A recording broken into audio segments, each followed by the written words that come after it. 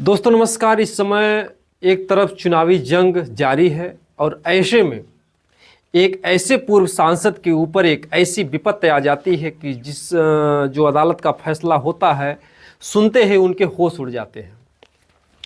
हम चर्चा कर रहे हैं आज जौनपुर के जो पूर्व सांसद थे धनंजय सिंह, क्योंकि इन्होंने 4 वर्ष एक ऐसा गुनाह किया था जिसकी सज़ा उनको 4 वर्ष के बाद आज जो है अदालत ने बुधवार के दिन जो है फैसला सुनाया। पूर्व सांसद धनंजय सिंह और उनके सहयोगी थे संतोष विक्रम।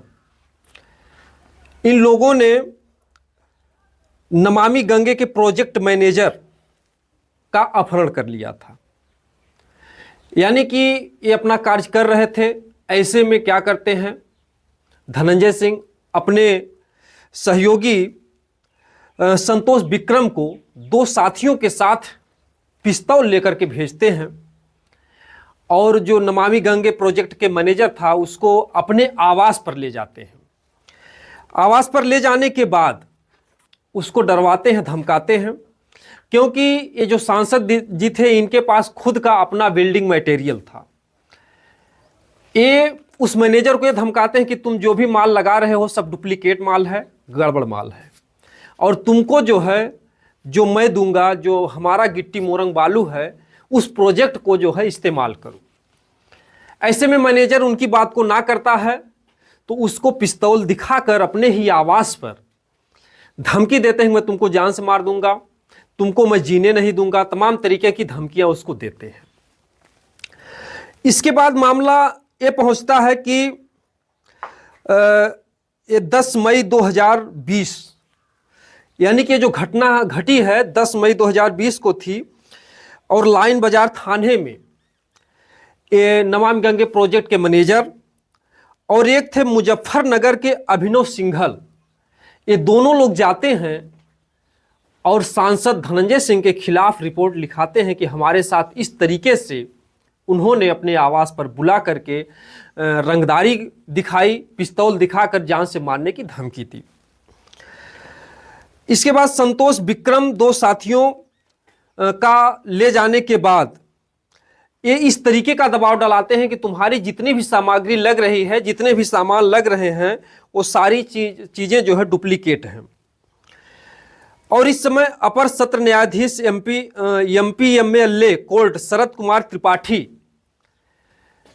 ने अदालत में इस फैसले को सुनाया है कि अगर साक्ष्य और सीडीआर और जो भी सीसीटीवी के फुटेज हैं, अगर ये साक्ष्य मजबूत हैं तो जो भी वादी है, जो भी पीड़ित है, तो उसका जो भी गवाह अगर कुछ पलट जाते हैं तो उस बातों को नहीं माना जाएगा। क्योंकि इस घटना के बाद जो इनके साथ जाते हैं जो हैं एक अभिनव सिंघल, ये भी अपने बातों से मुकर जाते हैं। पहले वही रिपोर्ट लिखवाते हैं इनके साथ जा कर के, फिर ये मुकर जाते हैं। फिर इसमें एक थे दूसरे गवाह जो जल निगम के जेई सत्यप्रकाश यादव, वो भी कोर्ट में जाते हैं, तो वो भी जो है इन्हीं के पक्ष में बात करते हैं, यानी पक्षद्रोही का काम करते हैं। ऐसे में धनंजय सिंह के जो वकील हैं उमेश शुक्ला व राहुल तिवारी, इनका आरोप है कि इस समय जो राजनीतिक मुद्दे चल रहे हैं, लोग राजनीतिक लाभ के लिए धनंजय सिंह के ऊपर झूठा आरोप लगा रहे हैं और पूर्ण रूप से झूठे तरीके से इनको फंसाया जा रहा है। और ये आगे चल करके जो है हाई कोर्ट में अपनी अपील को जाहिर करेंगे। लेकिन अब तो इनको सजा मिल चुकी है और इनकी गिरफ्तारी भी हो चुकी है जो धनंजय सिंह है। लेकिन बहरहाल कहते हैं कि कोई भी काम हो, कोई भी व्यक्ति अगर बुरा कर्म करता है तो उसका नतीजा भले ही कहते हैं कि देर में ही मिले, लेकिन उसकी सजा आपको मिलनी ही मिलनी है। 4 वर्ष पहले का किया हुआ कांड, क्योंकि उस समय ये जेल गए थे, जेल जाने के बाद जो है गवाहों के मतलब के हिसाब से इनको फिर छोड़ दिया जाता है और 4 वर्षों से अपने आवास पर, अपने घर पर ही मौज मस्ती कर रहे थे।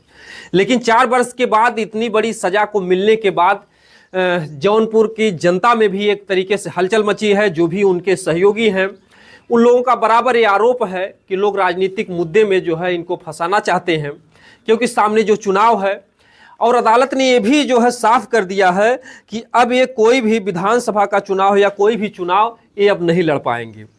और इनके ऊपर जब इनके मतलब कि पिछले हिस्ट्री को अगर जानना चाहा कोर्ट ने कि पीछे इनके कितने गुनाह हैं, किस तरीके के गुनाह हैं, तो इनके मुकदमे जो पाए गए लखनऊ, जौनपुर और दिल्ली में 43 आपराधिक मुकदमे जो है इनके ऊपर पहले से ही लगे हुए हैं।